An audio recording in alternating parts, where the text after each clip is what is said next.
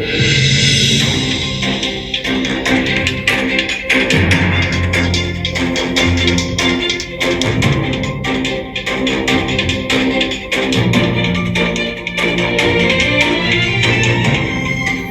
bisela betro raji jolsare jamhira hande ko nyalama samedi nogasene liru janvier hitandu jinaji nogas jeegom khabruji mon dem gal pular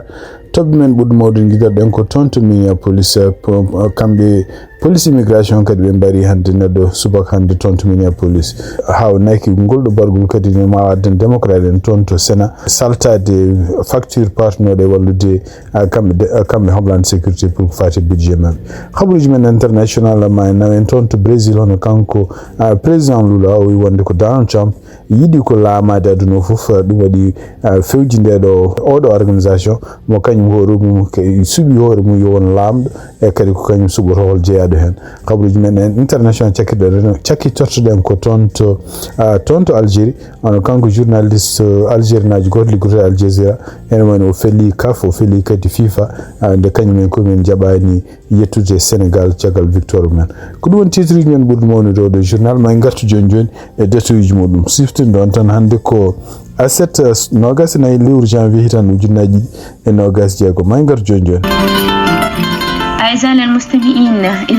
إذاعة جول ساري تمد لكم يد من أجل أنها تتعامل معكم من أجل أنها تشتغل معكم. إذاعة جول ساري فتحت أبوابها بوجوه جميع اللي راغبين بأنهم يتعاملوا مع إذاعة جول ساري داعين الولوفيين الكرالين الحسانين والسونيكيين وما يميز حد عن حد. إذاعة جول ساري تقدر تروج إعلانات وتحسيس والتغطية. إذاعة جول ساري موجودة من أجلكم. سعادتنا تكمل بالتعامل معكم. راديو جول ساري انترناشونال. radio mon radio jogol sare ari weddo on jungo ngam yidde gollodade e mon e kala fanno jidirdon faltaaki capato pullo so ninki e wolof e kala leñol so jiddon ko wadanede publicité e reportage communiqué e rango radio jogol sare wonan do ko onon weltare amen ko liggondirde mon dum non bismillah mon. Radio Jawol Sare ni radio ay aga qibaru kinni i wakati. Radio Jawol Sare a wiki temberi ni kasuka humanto kannu kusuka humanto reportage ma ibega publicité amundunu communiqué ma émission bega katta anyimme qibaru mbangande akitemberi tenga katta kay khara jonka nyani khibari bangera ganyani kha bismillah. Radio Jawol Sare mu ngi leen di talal loxo ngir ànd ak yéen liggéey tukulóor naar soninke olof bàyyi wuñu kenn képp ku fi ñëw lépp loo bëgg ñu defal la ko ni nga ko bëggee muy publicité communiqué Radio Jawol Sare talal na leen loxo yéen ñëpp képp kuy xeet boo xamante ne yaa ngi ci àddina bi rek Radio Jawol Sare mbégteem ak bànneexam mooy ànd ak yéen liggéey kon bismillah. bandiraɓe sehlaɓe heɗotoɓe radio Jawol Sare jaam hira moon non ko kabaruji meɗen hande to États-Unis guiɗoɗen ko toon to Minneapolis ɗum noon kadi e ñalawma walla beeta hande toon to Minneapolis kadi neɗɗo goto taw ko citoyen américain kadi ko neɗɗo liggotono toon to hôpital liggotono toon surtout to nokku cefriɗo vétéran ji kadi ko infirmier kañum woro mum jaaro duuɓi 37 ene wayno kamɓe police immigration ɓe pelli ɗum toon hande donc sugnali koɓe kanko commandant Bovino ko haali ɗum noon siftin toon kanko Grégory Bovino ko neɗɗo gummiɗo toon to Texas ko kadi ko mawɗo ko officier supérieur ko fate yimɓe gardoɓe frontiére ko kañum kadi ne woni halfina ɗiɗo opération ngaji yaade guure démocrate en e nder ko haali o wi wonde ko en wayni koye ñalawma hono toon neɗɗo goto ne wayni ko kañum hoore mum ɓadinoma toon to yimɓe immigration de liggoto taw ɓeɗon yimɓe kadi gonno koye ƴewde neɗɗo goto mo ganduɗa ƴewraɗo sibabu ni kañum hoore mum won haareji waɗi walla won fitinaji ɗi wanno donc wonɓe ƴeewno e wiide makko kadi oyi ko oɗon neɗɗo pellaɗo ene ɓadimaɓe kamɓe agent ji immigration ene wayno kañum hoore mum ene joguino fetel non mo 9 mm tugnade kadi kanko Bovino ko haali ko agent ji immigration liggotonoɓe oɗon saaha ɗon mbaɗi feere fof beele ne kefta fetel e jungo makko ƴeewi kanko hoore makko wiide mo fellaɓe ɗum noon e wiide makko kanko Bovino kadi kamɓe immigration ene wayno ɓe pelli oɗo sibabude kamɓe koye mabɓe jiiɗi ko dandude koye mabɓe ɗum ɗo kadi ene wayno tugnade hande département homeland sécurité ko haali way kadi kono situation neɗɗo goɗɗo kadi jogui anni wadde bonandeji mo wuuɗi contre yimɓe ɓe ganduɗa liggotoɓe toon to immigration département homeland sécurité haaldum e nder média social muɗum kono noon ene wayni ko yalti ene wayni ko yimɓe hewɓe taw ko felmannoɓe nde kamɓe policier ji ɗe ene wonde ɓe taari oɗo neɗɗo vidéo ji mum kolli wonde nde ɓe pelatomo nde déjà ko lilinoɗo leydi eɓe taarimo eɓe piyamo ɓe pettamo ɗum noon kadi tugnade hande ɓeɗo seedanteɓe haalduɓe journaliste uji NPR ɓe mbi donc vidéo ji kollaɗi ɗi yeddi wonde ko kamɓe département homeland sécurité surtout kanko Bovino ko haalanno ko donc hande tugnade ɗin vidéo ji ko kolli mbi wonde ko yimɓe hewɓe kamɓe dadiɓe li immigration en wayno koɓe jiime makko walla ɓe taarimo won hen piya goɓɓe won hen piya ene pet ene ƴeewa waddemo contrôle koye oɗon saaha ene wayno ko goto e ɓeɗon agent ji fellimo kanko neɗɗo donc andaka taw oɗo saaha joni est ce que kanko pellaɗo est ce que huccinino mabɓe fetel walla huccinani ko wawi wonde fof ene wayno ko e wiide mabɓe kamɓe immigration ɓe tawi omo jogui fetel kanko mawɗo police mo Minneapolis Brian O'Hara e nder konngol ɗo haali wi wonde ko oɗo pellaɗo biyete Pretty ene wayno ko kañum horum ala bonande nde meeɗi wadde toon illa ko meeɗi dartinde tan ko fate trafic donc wi wonde ko ene wayno ko kanko mawɗo police o wi wonde ko kanko pellaɗo omo jogui permis pour jogade fetel tugnade hande NPR ko haali mbiyen ɗum kanko Pretty fella ko laabi kewɗi tugnade hande NPR ko haali ɗum ɗon firti ko wona neɗɗo goto fellimo ɗon ɗo fella noon o nawa toon to Hennepin County Medical Center ɗum noon ko hôpital en wayni ko toon à partir toon wiya wonde o sankima tugnade hande kanko mawɗo police mo Minneapolis o wiya hande en wayni ko kamɓe yimɓe immigration ala koɓe dokkiɓe ko fati en gueɗe ɗi ganduɗa pasuɗo e oɗo incident kanko mo Bovino kadi en wayni ko mawɗo ɓeɗo garde frontiére ardaɓe toon to Minneapolis e nder ko haali kadi wi wonde ko oɗo agent pelluɗo oɗo suka kañum hoɗum ko neɗɗo liggiɗo toon to frontiére uji hakkene ɓuuri duuɓi jeetati kadi ko neɗɗo keblaɗo no fewi ko fati ɗum ɗon donc wawi wonde fof ene wayno e wiide makko kanko Bovino kanko pelluɗo kadi ene wayno oɗo saaha joni woni ko enquêteur kanko maire mo Minneapolis on Jacob Frey e nder konngol ɗo haali kadi wi wonde ko altini garawɗo en kanko hoore makko mo ɗaɓɓu toon to tribunal uji pour ko fati e immigration gueɗe ɗe waɗa ɗe yo dartino pellaɗo hannde ene wiyete ko Alex Jeffrey Pretty jaaro duuɓi 37 kadi ko neɗɗo konnoɗo toon to Minneapolis kañum hoore mum ko infirmier kadi liggotono koye nokku cafriɗo pour ancien combattant ji donc ha hande NPR en siftini kadi wonde ko kamɓe immigration en wayni ko toon to Minneapolis ngol ɗo woni lawol tatugol koɓe pella yimɓe ɓe mbi wonde ko hono biyeteɗo McLean Good gandiraɗo René Good kañum hoore mum fella ko ñande 7 lewru janvier e ɗum noon maayi ko toon to hôpital ɗum noon kadi ko kamɓe pelli ɗum ɓe mbi kadi ne wayno ko ñande 14 lewru janvier kadi no kamɓe kadi policier ji kadi ɓe pelli neɗɗo goto biyeteɗo Julio César Sosa Celia ɗum noon kadi ko neɗɗo jeyaaɗo toon to Venezuela ɓe pelli ɗum koye koyngal on kam ne hiisi oɗo saaha joni donc e konngol kanko gouverneur mo Minnesota ko haali wonde ko en wayni ko Minnesota han kadi tampi kanko gouverneur mo Minnesota Tim Walz o wi ɗum ɗo ko hunde segnide ko hunde nefnide e nder konngol ɗiɗi kadi ɗo haali o winde e nder poste makko wi wonde ko noddi toon to Maison Blanche o wonmo haaldi toon to Maison Blanche ɗum noon ko caggal nde pellugol ngol waɗi ɗaɓɓi wonde ko kanko Donald Trump yoɓe dartin ko yaaci opération ngaji mbaɗata toon to Minnesota ɗi ɗum noon kadi ko kanko Tim Walz haali ɗum habaruji men ha ande toon to Minnesota e tugnade kadi ko yalti kikiɗe hewno kamɓe démocrate en ɗum noon wonɓe toon to Sénat ɓe mbi wonde ko ngoni ko ƴeewde peeje oɗo saaha joni o blogde oɗo facture panade toon to département homeland sécurité mo kamɓe démocrate ne wiyanamo woni maɓe jante e républicain ji pour dañde kene wiye 60 neɗɗo voto ɗum noon so yettima toon to Sénat ko wawi wonde fof ene wayno ko siftini ɗon tan ko kamɓe républicain jogui ko 53 jonde toon to Sénat ene wayno ko so tawi ɓe dañani démocrate yante mabɓe ɗum noon toon to Sénat to ene wayno oɗon facture yalta ɗum ɗo fof noon ari ko caggal nde kadi pellodiral waɗi toon to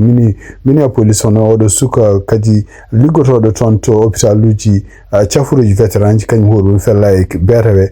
taw yarata kañum hoore 37 ɗum noon ko sibaɓe ɗum noon kamɓe démocrate en mbi won ko kewata toon to Minneapolis ko ɗum ko hunde hulɓinide e kadi ko hunde nde fotani jaɓede ɗum noon kamɓe démocrate ɓe mbi oɗo alay sago sibabude ɗeɗo kadi koɓe dartinoɓe kala ballal ɓe joguino pour wallude e homeland sécurité beele daña budget muɗum ɗum noon kadi ko sibabude surtout kamɓe républicain ji tawde koɓe saliɓe oɗo saaha joni siftinde Donald Trump e darade contre muɗum pour que kala ko département homeland sécurité waɗata toon ko hunde nde ganduɗa fonde koko ɓurti no fewi e kadi kamɓe ɓe goni koye wadde koɓe mbiyete abus de pouvoir donc ene wayno ko ɗum waɗi ko kamɓe démocrate en e konngol makko kanko Chuck Schumer o wi wonde ko ene wayno koko votowo no hawnaki kadi démocrate en hewɓe kadi ma jante makko kanko Chuck Schumer pour salade oɗo facture hono kanko sénateur jeyaɗo toon to Nevada ko kañum hoore mum walluno en ko ɓenni ko e nono kamɓe républicain pour ko fate en oɗo assurance affordable act oy wondi ko ene wayno ko kanko hoore makko votata pour wallude kamɓe homeland sécurité pour oɗo facture e nder ko haali kadi o wi wonde ko administration Donald Trump e kanko Kristi Noem koɓe mbaɗata oɗo sa joni dadde liggotoɓe immigration wadde ɗum e laabi taw ka kañumen koye men ko beela fo mbaɗata ko hunde lundinde kala ko woni addude deejere Amérique démocrate goɗɗo kadi jeyaɗo toon to Nevada Jackie Rosen e kañum hoore mumen ne wani yantino républicain ji nde ɓe votata ko fati homeland sécurité o wi wonde ko kanko hoore makko ko voto contre oɗo facture so yettima toon to sénateur goto jeyaɗo toon to Washington on kanko biyeteɗo Patty Murray ene wayno ko kanko hoore omo jeeya yimɓe démocrate en ɓurɓe jogade toon responsabilité toon to appropriation committee ene wayno ko kanko hoore makko mo jeeya e wallunoɓe républicain ji pour oɗo facture beele dañina kalis oɗo sa joni o wi wonde ko kanko hoore makko ko ene wayno ko hankkadi ɓerde makko bone ko fate e continde rokkude département homeland sécurité ko fate kalis facture kalis ɗo ko way wonde fof ene fada ɗo e altine garowo holko ɗum kono noon e wayno so tawi ɓeɗo démocrate en fof ɓe calima votande républicain ji wallude men ko fate oɗo facture en wayno ko kamɓe homeland sécurité en jogorani hebde budget ko fate ko ɓe ɗaminno ko hay sinno wotonomo toon to suudu représentant siwtinde on tan kadi ko ene wayno ko congrès ko noon liggorto facture débat waɗete débat ko toon to suudu représentant caggal muɗum so votama toon ari ha to sénat kañum no vote caggal mum kadi ma rutti toon to suudu représentant ko a partir toon noon hono kanko gardiɗo suudu représentant hono kanko mbiyata speaker ko ƴewono ƴefta nden o ƴeftata ɗum facture ona ɗum to président nden président signina wona loi kono ko yiyata ne e kikiɗe on républicain ji sarɗiyankoɓe fuɗɗiɓe defandude kamɓe département homeland sécurité ɗum noon kadi e bargol oɗo neɗɗo biyeteɗo Alex Jeffrey Pretty jaroɗo duuɓi 37 toon to Minneapolis hande habaruji mum fati immigration ene wayno ko ruttitade won habaruji hanki ɗi kalden ɗo ene gon donc namdiɓe en laɓɓitin ɗum hen tugnade journaux ji kewɗe surtout kamɓe Associated Press koɓe kaali ɓe mbi wonde ko ene wayno ɓe jiiti won memo goɗo memo noon yamirode waɗani e nder gongu walla nder fedde nde ɗon yamirode firtan ko holno yimɓe liggorto ko fate ko kuufi ko ɗum ɗon noon wona kuulal gummingal to gouvernement fédéral walla gummingal to ñawore ko oɗon memo en wayno ko kamɓe homeland sécurité mbaɗi ɗum pour wonande kamɓe ɓeɗo yimɓe liggotoɓe immigration pour holno ɓe mbaɗata so tawi ɓe jettima e nokkuji ɓe ganduɗa hen eɓe jiiɗi nangude yimɓe ko fate yimɓe ɓe mbiyata immigré ji caggal nde ɗum yitande hono kamɓe wonɓe toon to congrès ene wayno ɓe puɗɗima laawade oɗo sa joni ɓeɗo Associated Press ene wayno ko kamɓe jiiti oɗo article walla kamɓe jiiti ɗeɗo page ɗe ganduɗa kamɓe homeland sécurité eɓe mbaɗanno ɗum donc wona kuulal wona loi mo États-Unis wona loi hay local ene wayno ko memo ko kamɓe bindi ɗum pour yimɓe liggotoɓe immigration policier ji wonen ɓe dokki ɗumen kopiji wonen ɓe kalan ɗumen tan pour yo kutoro ɗum ɗo ene sohlani kene pada kayide yamiroɗo ummande toon to juge so tawi ne gari nangude yimɓe ɓe ganduɗa taw ko yamiraɓe jettu leydi ndi walla waɗɓe bonandiji taw ko immigré donc ɗum ɗo kadi tugnade kadi ha hande e ko ummi toon to PBS hono kanko jeeyaɗo démocrate en hono kanko biyete Richard Bloomington ɗum noon ene wayni ko oɗo sa o namdi ko yacci hono kamɓe AIS ene wayno yoɓe gartu toon to congrès ɓe kuccita e yimɓe sarɗiyankoɓe surtout ene kanko gardiɗo homeland sécurité hono Kristi Noem pour huccita e sarɗiyankoɓe o famno ɗumen holko woni sababu kamɓe ɓe mbaɗa ndeɗo yamirore wonande police ji mabɓe ɗum noon ko kadi ko yaɓɓude kuulal gongal e constitution mo États-Unis ko mbiyata amendement nayaɓo ɗum ɗo fof ko ene wayno ko kanko e tugnade konngol makko kanko Bloomington ko haali ɗum ɗo en Amérique naji fof ene foti hulde e oɗo sa joni sibabu nde ɗeɗo gueɗe secret mo kamɓe yimɓe AIS ɓe mbaɗata autorisé agent ji muɗum yomo gara ene petta baafe ene guddita dame ene naata e galleji taw ngala yamirore juge ɗum noon kadi ene wayno ko kamɓe PBS kadi koɓe ciftini ene wayno ko kanko jeenoɗo e cour suprême hono kanko biyeteɗo Jean Paul Seven e nder konnguli e nder ko winduno e hitan ujunere temedde jeenayyi e capanɗe jeetato o wi wonde ko nadde tan e nder galle janan ɗum ɗo ko hunde nde ganduɗa ene bonande nde ganduɗa kamɓe amendement nayaɓe ene haaɗi wonande kala neɗɗo ɓurnide tin pour nadde galle janan ɗum noon firti wonde ko kamɓe immigration koɓe mbaɗata ko fof kala ko halte oɗo mimo koɓe mbiya yoɓe mbatta kamɓe agent immigration ko guyka ko secret wonno ko joni yiita ene wayno kadi ha hande ene wayno ko kamɓe congrès to maɓe noddide kamɓe homeland sécurité ɓe namdo ɗumen donc tugnade hande kadi article uji toon to PBS accès toon to NPR ene wayno haysinde oɗo memo yalti ene wayno ko kamɓe immigration kam ɗo yarteɗo ɓe gandiraka wonde nadde galleji tawi jomumen jaɓani ɓe naata e galleji men ene fada ha yontere aronde ƴeewe kadi ndeɗo haare wonde hakkude kamɓe immigration surtout waylude won kuule won walla wadde jamiroje won jamiroje kadi taw ɗeɗon jamiroje kadi ko jaɓɓuɗi constitution ɗum kadi holto ɗum jogori haade habaruji men États-Unis cekkiton en ko hono kanko Donald Trump kadi nder konngudi kadi huccini ɗum e département makko justice ko wiide wonde ko kanko mennoɗo wonde procureur spécial cuɓanoɗo e laamu kanko président Joe Biden pour yo ankilmo kanko Donald Trump o windi ko oɗon ene foti enquêtede kadi ene foti kañum hoore mum ƴeewede so tawi ene foti sokkede hono kanko Jack Smith tinton kanko Jack Smith ene wayno ko toon ñalli toon to congrès hanki ɗum noon omo setto e gueɗe ɗe ganduɗa ko woni sababu mo enquêtanno Donald Trump hande kabaruji men to en to États-Unis tugnade kadi ko yalti ene wayno ko kamɓe département justice ene wayno ɓe mbaɗini ɗaɓɓande ɗum noon ko caggal nde juge goto fédéral wi wonde hono kanko John Lemon o fotani nanguede o fotani kadi enquêtede ɗum noon ko ene wayno ko kamɓe immigration ɓe nanguinomo toon ɓe mbi wonde komo jeeyama kanko hoore makko seppuji bonne toon to Saint-Paul nangi hoore makko noon kadi o haalino wi wonde ko ko waɗata fof waɗata ko liggey makko ko journaliste ɗum noon ko wawi wonde fof kamɓe mbaɗino appel o kadi cour d'appel toon en e ko yalte kiki ɗe cour d'appel gonɗo toon ɓe jaɓani hono département justice ko wiyata hande kanko John Lemon il faut o nangue ene wayno ko yimɓe nayi taw jeeya ko procureur uji kañumen koyemen takkimo mbi wonde ko o waɗi bonandeji ɗum toon to Saint-Paul église gonɗo toon ɗum kamɓe yimɓe sappoɓe nanno toon donc siftinde oɗon église kadi ko neɗɗo goto e yimɓe sernaɓe wonnoɓe toon ɓe bajotonoɗo kañum hoore mum koko ene wayno jamma fof o wala kanko hoore makko ko wajade yimɓe jurmo hoɓɓe kono noon ñalawmaji nde ko kanko addi goto e bureau ji local gonɗo toon ko wawi wonde fof ene wayno ko kanko oɗo magistrat juge biyeteɗo Douglas Nico ko haali wi wonde ko kamɓe département justice ene wayno ɓe dokkani preuve aji wonde John Lemon won gueɗe ɗo waɗi emo foti nanguede konngol makko kadi kanko oɗo biyeteɗo Douglas Nico o yamiri wonde ene wayno ko kamɓe immigration ɓe mbawi nangude yimɓe woɗɓe ɓe mbi wonde ko kañumen gardi seppoji natɓe toon to oɗon église gonɗo toon to Saint-Paul ɗum ɗo fof noon ko gueɗe ɗe ganduɗa ene kamɓe gouvernement Donald Trump ɓe continue kadi haare mabɓe non seulement contre démocrate mais contre aussi jaydiyankoɓe ɓe mbiyata wonde ko libéral en ɗum noon kadi John Lemon kañum sifti noon toon ko neɗɗo ɓoyɗo liggade kañum hoore men CNN ko noon jogui oɗo saha joni ko business muɗum hande waɗata ko fate jaydiyankagal ko ɓuuri hen hewde gongal e weeyo kabaruji e ɗemgal Pulaar e radio Jawol Saare habaruji men international guiɗoɗen ko toon to Brésil ko siftindon toon hono kanko Donald Trump en ñande alhamis ɓennuɗo nde o tiñinini kayitaji wiide wonde ko kanko hoore makko sosi fedde mawde fedde nde kadi ko fedde aduniyankore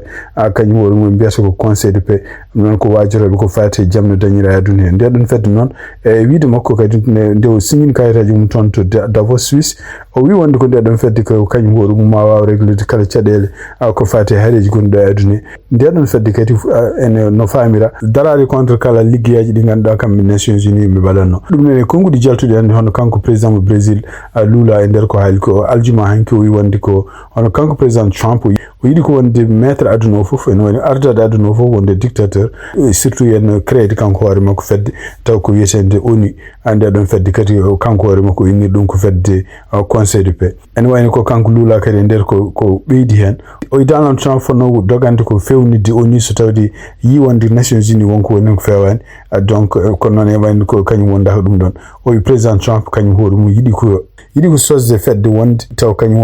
woni gardi ɗum ha maaya e kañum kadi suɓoto so tawi kañum hoɗum natti ardade hojjogoro ardade nde ɗon fedde ɗum noon kanko gardiɗo leydi Brésil e nder discours makko mo waɗi ñande aljuma o haali o wi wonde ko aduna no foti dogande salade kala ko woni kuulal ɓurɗo jogade doole ko kañum halfata ɗum noon e wayno ko ɗum woni kanko gardiɗo leydi Brésil ko tekki Donald Trump e surtout nde ɗo fedde fatude ne ko mbiyata conseil de paix wonde kanko Donald Trump o suuɓi sosde e kadi ko kanko suɓoto kala mo yiɗi jeeya hen habaruji men international hande toon to Dubai ono kamɓe Associated Press gonɗo toon ɓe kaali ɓe mbi wonde ko commandant groupe paramilitaire walla armée mum Iran en wayno ko kanko biyeteɗo